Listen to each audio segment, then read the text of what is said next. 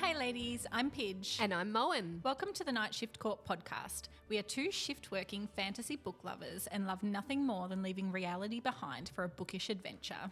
Join us as we go under the mountain to discuss our favourite fantasy fiction tales and the authors behind them. Come with us to explore the stories, one shift at a time.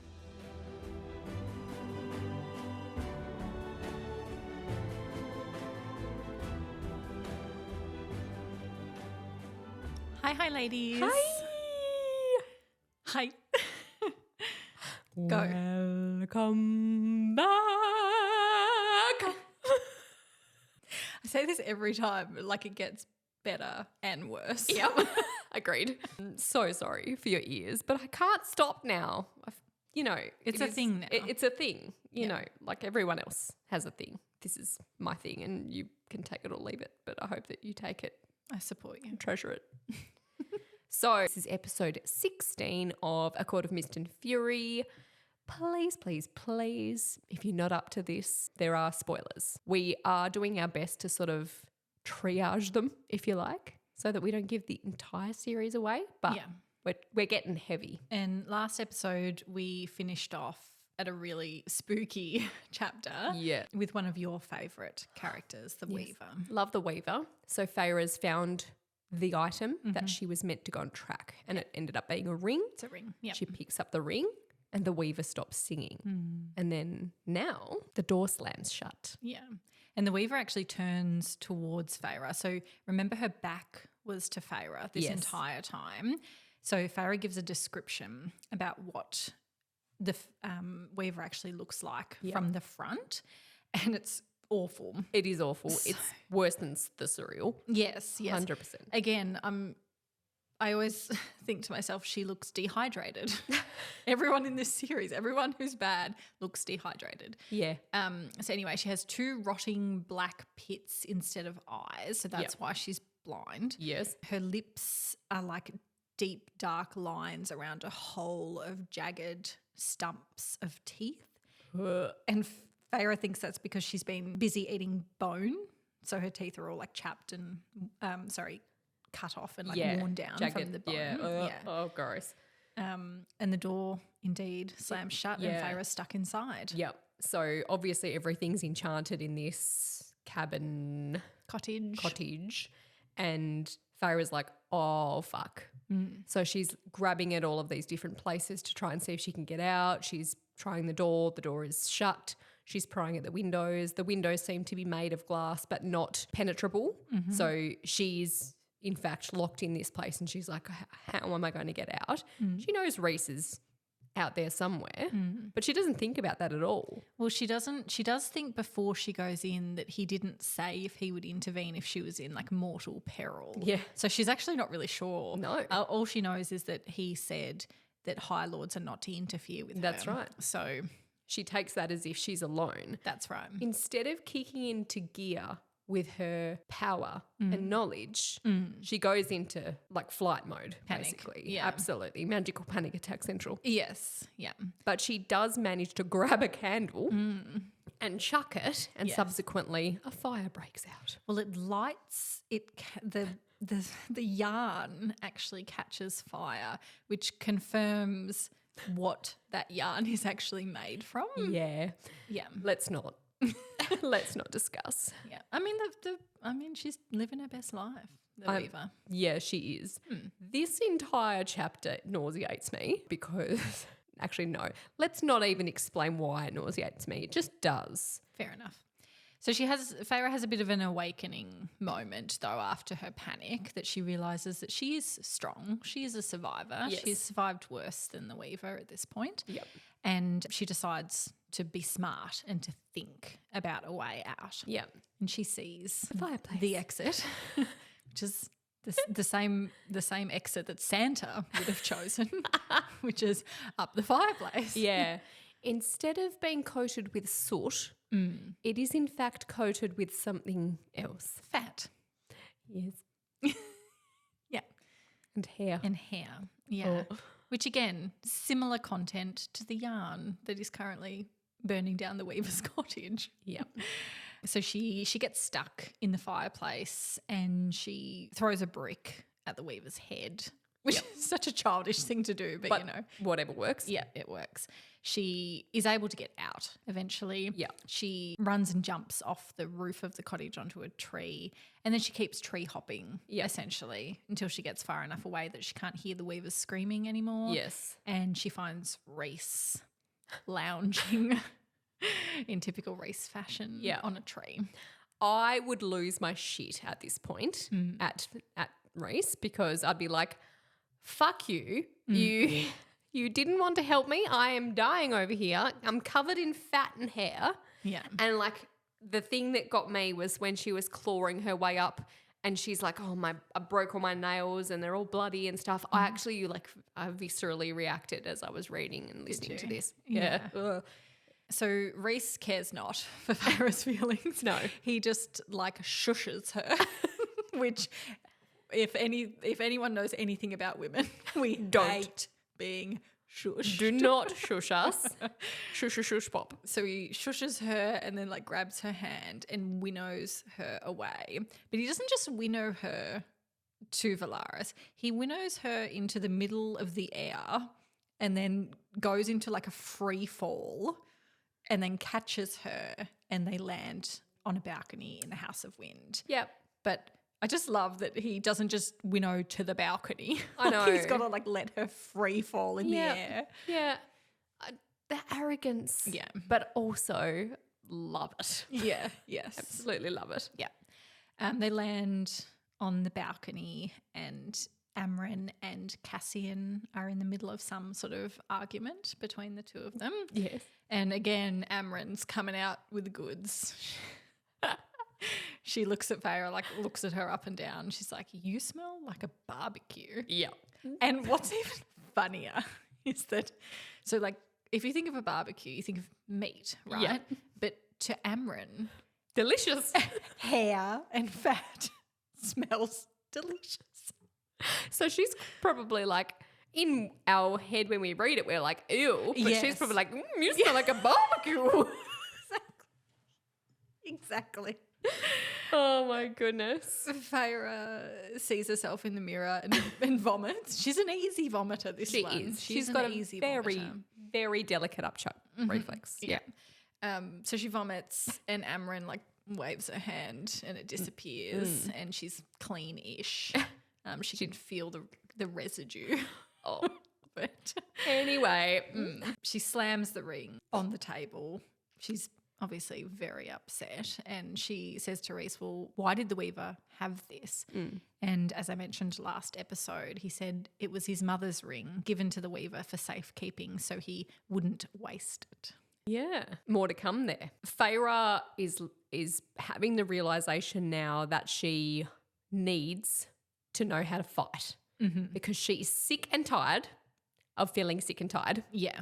So she knows she's got these powers, but she's like, right, I need hand-to-hand combat knowledge. I want to fight. So she's like, Cassian, you will teach me to fight. Yeah. So Cassian agrees to train her and then Rhys realises that Feyre's overcome with exhaustion. He doesn't say a word and he just grabs her hand and they jump off the balcony. Yeah. And land back at the townhouse. They go into her room and Rhys starts running a bath for her. Sweet. My absolute dream.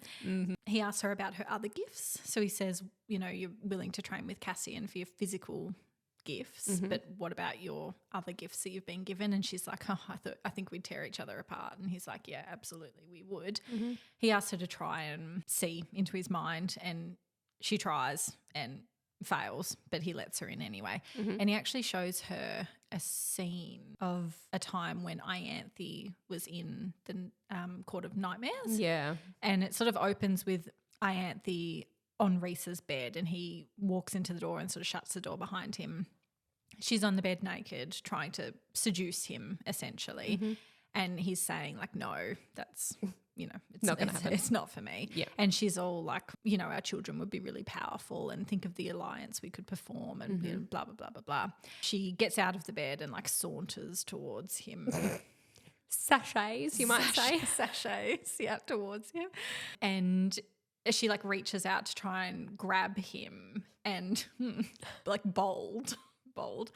I mean, it was either going to land or not, right? Yeah. So she took a chance. Yeah. And he uses his magic to stop her and crush her hand. Yeah. And then he opens another door to the side and like throws her out with his magic and then like throws her clothes out after and slams the door closed. Love this. But I just thought it was quite telling because Rhys crushes her hand when she tries to reach for him.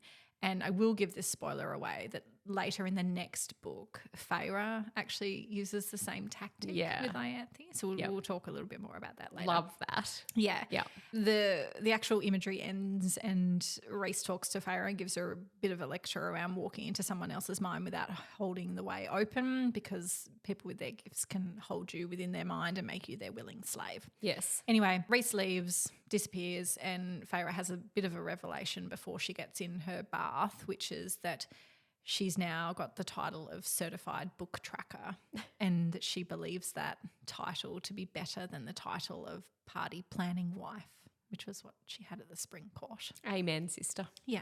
Yep. So that brings us to chapter 22. Yeah. So we've got Moore and Feyre having a discussion here about females are prized in the Court of Nightmares. And so we sort of start to develop this place. So we know kind of how it appears because Under the Mountain was modelled against the Court of Nightmares and how that is drawn up. Yeah. So they're essentially identical. Yes. Yeah. So Feyre knows somewhat how it is going to be and that it's going to probably stir up a lot. Yeah. And she knows she's going to have to actually deal with that at some point. Yeah. So Moore tells Feyre that females are prized in the Court of Nightmares and that their virginity is guarded and they're sold off to the highest bidder. Yeah.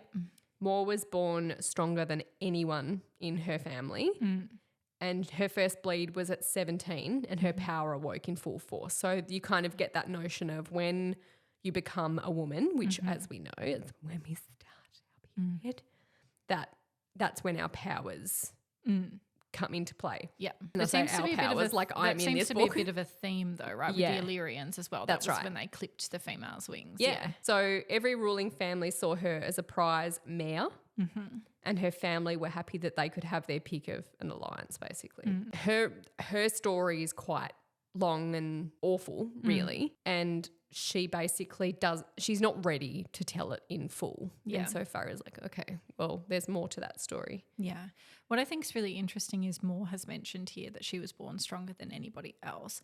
Moore is the first female child that we've seen that has inherited or potentially could inherit power. Yes. So back in one of the earlier chapters, Rhys actually mentions that he remembers a time when it was Moore's family that ruled the North and not his. Yeah. So there's been an exchange of family. Yes. And it makes me wonder that if the family had continued, would Moore be the high lady? Well, yeah, surely. Really interesting. And we don't learn why there was a transfer of power. No, we don't. No. If Moore doesn't get her big book, I'm going to be annoyed. Yeah. Come on, Sarah. Come on, Sarah. So they have this discussion before they're about to fly to the mortal realm. Yeah. And so Moore's like, what do we wear? What do you wear when you go there? And Feyre's like, layers. Yeah. Layers. So they must live in Tasmania, right? Because that's where my mind went to. That's where the layers are at. If you're not familiar with Tassie, if you ever come here, layers. Yeah, exactly like the human realm. Yeah. So they have this discussion. Feyre walks downstairs where Rhys and Cassian and Asriel are. Moore isn't coming to the human realm. She does mention to Feyre that she isn't going that she will go the next time to see if she recognises any of her friends' faces in the 6 queens. Interesting. So Moore has known these women before. Yes. And Feyre decides to fly with Asriel instead of Rhys. I love this because when they describe how Rhys and Cass look at one another like they're like bruised egos. Yeah. And Az is like, bowing. No He's like, problem. as you wish, doll. Like, no whatever. problem. Yeah. And he just like awkwardly scoops her up and they have this silent flight, which is awkward. But Feyre's like, Yeah.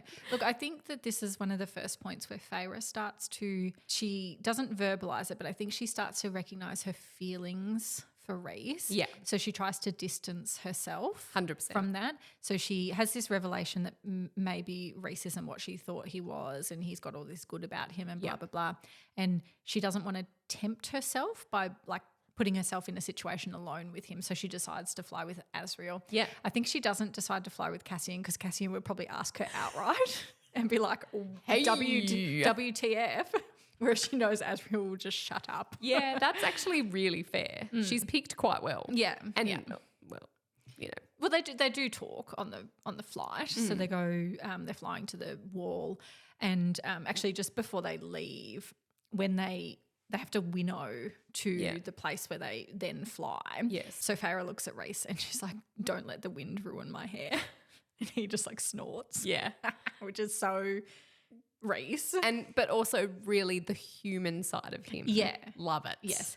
And it's funny because when they had their first flight together up to the House of Wind, she said, oh, the wind will ruin my hair. Yeah. And when he did take her flying, she noted that only a light breeze caressed her. So he'd obviously shielded her. So she was like, don't let the wind ruin my hair.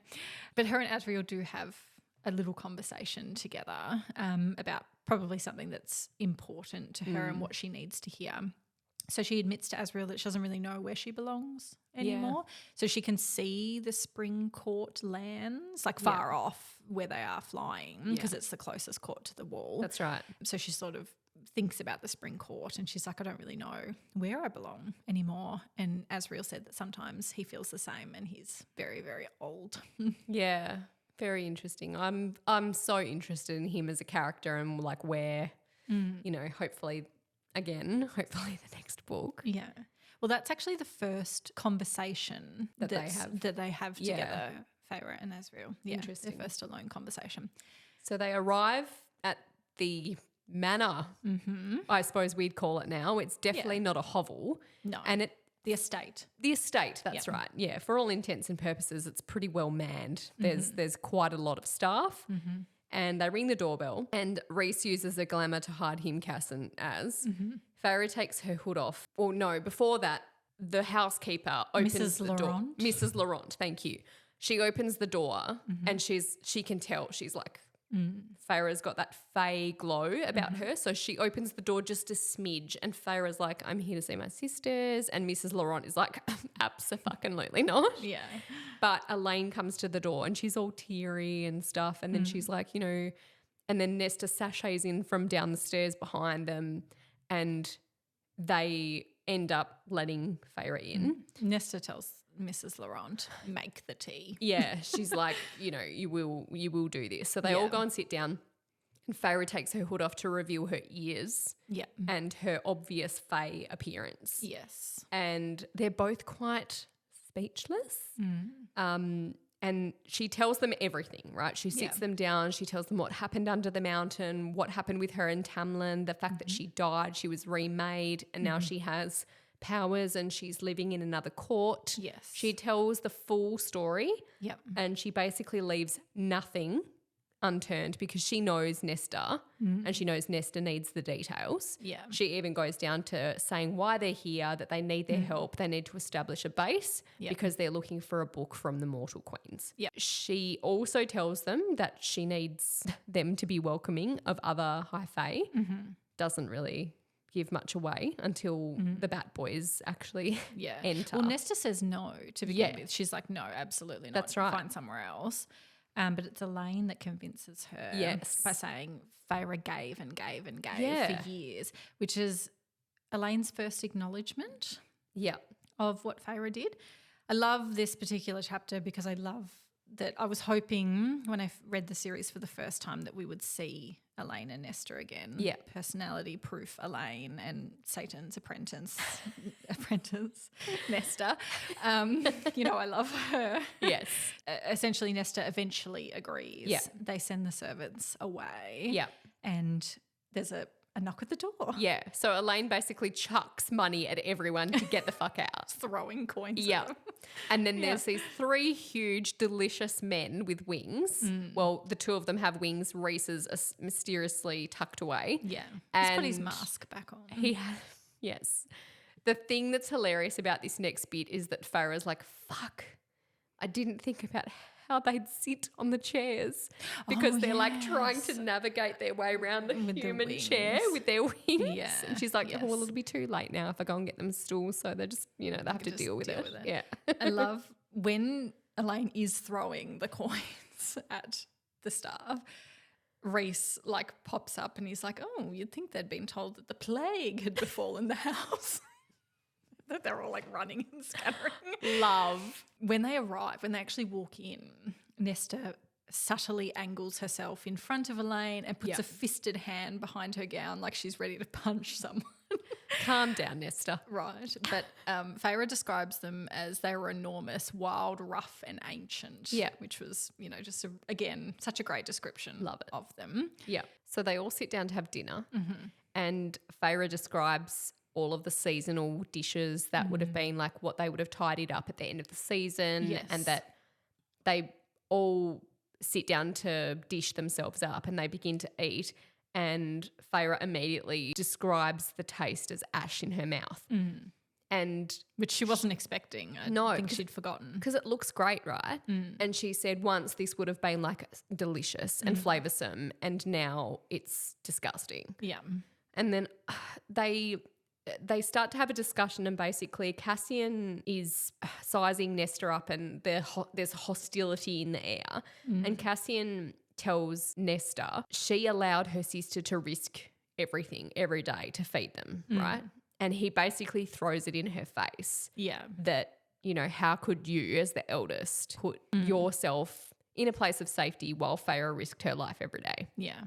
It's amazing the way that we know what happens to these two and the way that they initially are with each other because we get to see it beforehand and that they're both prone to aggression or like defensiveness as well. Yes. Because Nesta actually questions Feyre. She says, is there something wrong with our food? Yeah, with the food, yeah. You can't eat it now, can you? And Feyre's had enough. She's probably very tired. Yeah. And so she says to Nesta, I can eat, drink, fuck and fight just as well as I did before. Better even. Cassian jokes on his water. I love the imagery that he was not expecting that out of Feyre's mouth. Because I think she is slightly different with her family than she probably is like on her own in Valaris, if that makes sense. Like he's never seen this side of her before. That's right. But he's very defensive of her because he's like, Nesta, she gave everything for you, but she also gave everything for our people. Don't fucking put us down because Nesta's basically being like, fucking Faye. Like, that's right. Yeah. Yeah. So he shuts that down, but she's just like not here for it even. No, she just dismisses him. Yeah. Like after he's vented her, she just looks away and doesn't acknowledge him at all, which really riles him up. Yeah. He is very mad at this point. Yeah. And Elaine's like, yeah. What can I do to diffuse the tension? So she asks Asriel, can you truly fly? She's dumb. Yeah. Look, she's not for me. Wings. What are they? She's not for me. Decoration? Look, Elaine is literally away with the fairies. Yeah. Yeah. She's away with the fae. She's away with the fae. Oh my goodness. So, and Asriel's looking very uncomfortable now because he's like, oh God, she's focused her attention on me. And then, he tells her. He's like, oh. Yeah. Like shadows, save me. There's a mention of Claire Better. Yes. I'd forgotten about her. Yeah. So basically Elaine's like, they grew up hearing stories about the fae and then all of a sudden, the Betters were murdered. Yeah. Yes. And Feyre then has this flashback to her being nailed onto the wall naked. Yeah. And she's like immediately transported to like under the mountain. Yes. And, she has those constant reminders of all of the things that she went through. Yeah. And I'm sure that Rhys is like, oh, yeah, this is getting a bit out of hand. Yeah. And let's bring it back to the reason they're there. Yeah. Yeah. Nesta does actually ask them if they need to stay the night, and Feyre comes back to her senses and thinks, well, yeah, we probably need to do that because it's nighttime now and flying over the wall at night is dangerous and everyone's tired because it's been a long journey. I mean, she didn't have to do anything as we all flew the whole way. It was but such a long journey. That's right. So, yeah, she says, yes, please, can we stay the night? Rhys has some specifics around 2 bedrooms next to each other with 2 beds beds each. Yeah. Like, I am sure Cassie and has shared a bed before or less than, Shared like some floor. a tent, Yes. some floor, whatever. So, much of a muchness. Yep. Anyway, they go to bed. Sorry, they write a letter first and then they get to bed. So they write that letter to the 6 mortal queens. Yep. And then they go to bed and there's only one bed. And I thought we were here. I thought we were at the one bed Trope. in trope. Yeah.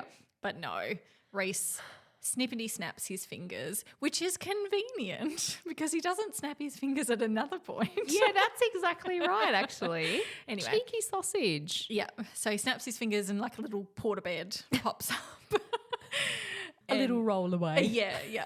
And Feyre's standing there in this beautiful ball gown and realises that she didn't bring any jammies. She's living her best life. She's not even thinking about tonight. Do you know what I mean? Yeah.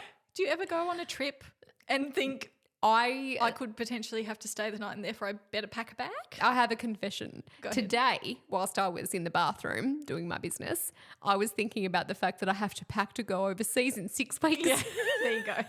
So can't relate, Feyre. Sorry. Definitely 6 undies for 2 nights overstay. Yes. 2 nights stay. Yeah. Rhys has got her back though. He's again snaps his fingers, her PJs appear and some underwear appears and he makes a little joke about that. Little laces. Yeah.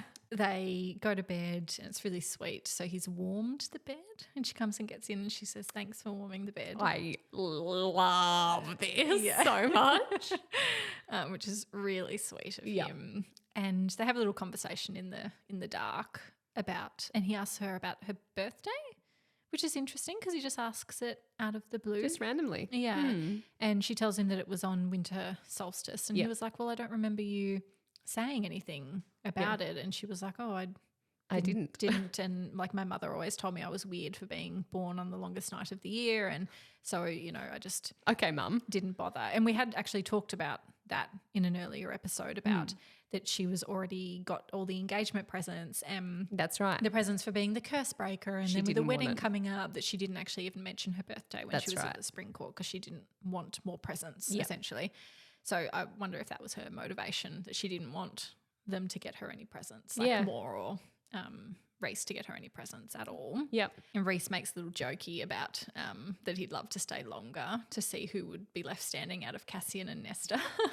True. It's funny because he's obviously picked up on the same tension that Feyre has been describing over the dinner scene. Yep. So we're all in for this now to see what happens to Cassian and Nesta. So the next day, Rhys takes Feyre out to train, powers specifically. So she does hand-to-hand combat training with Cass and she's training powers with Rhys, but she would prefer to do it on her own. Yeah. He's got a candle that he wants her to light, then he wants her to douse it with water, dry the wick and light it again. Yeah. So using the powers of fire, water and air. It's a lot. It is a lot, but it's also so freaking cool that she has all of these little tidbits. I'm so excited for her to actually wield all of them. So she asks him to leave because she can't concentrate when he's around. Yeah. And of course, Rhys is feline as hell about it. And he's just like, oh, is that so? Why? So she tells him to, go away to the little pocket realm. And he's like, no, I have to actually go because there's no air there. Yep. He says, when you're done, give a shout, referring to the tattoo. And Feyre's like, oh, like, does he mean actually shout at the tattoo? So the eye that's tattooed on her palm. Yeah. And he says, well, you could try rubbing it on certain body parts and I might come faster. Which is just golden from Sarah. Yeah. Like she saw the opportunity and she took it. I just have images of Feyre being like, oh, I love it. So Rhys disappears and for the first time, Feyre chuckles. Yeah. She has a laugh at that, which I'm sure was Rhys's intention as well. So a magical note appears. Yes. And this concept is basically texting, but in old Faye version. Yeah. Ye old Faye. The old Faye version of like the sexting days. Yes. So a little magical note pops up in a little pen, and Rhys says something like, "I'm bored. What are you doing?" Like, Well, he says he's watching Cassian and Nesta get into it over the breakfast. Yes. I would have loved to have watched or to be able to have read that scene as we well. need a POV for that scene. Yeah. Yeah. And so I love the notion of the magical notes, and it pops up in a few chapters' time as well, and it actually bubbles up my butterflies. Yeah. I think it's really sweet. And Rhys actually writes something really sweet to her. So he says, "Life is better with you around, and look how lovely your handwriting is." Yeah. And which is really sweet because one, life is better with you around, gold. Cute, yeah. But two, look how lovely your handwriting is. So he has taught her to write over this time. Yeah. Yeah. But I love then- it. Yeah. But then- yeah. Feyre is grabbed Yeah. by a set of spindly claws. That's it for this episode of the Night Shift Corp podcast. Join us for next week's episode where we will continue the adventure from ACOTAR's Book 2, A Court of Mist and Fury. Whichever platform you're listening on, we would so appreciate if you could give us a 5-star review.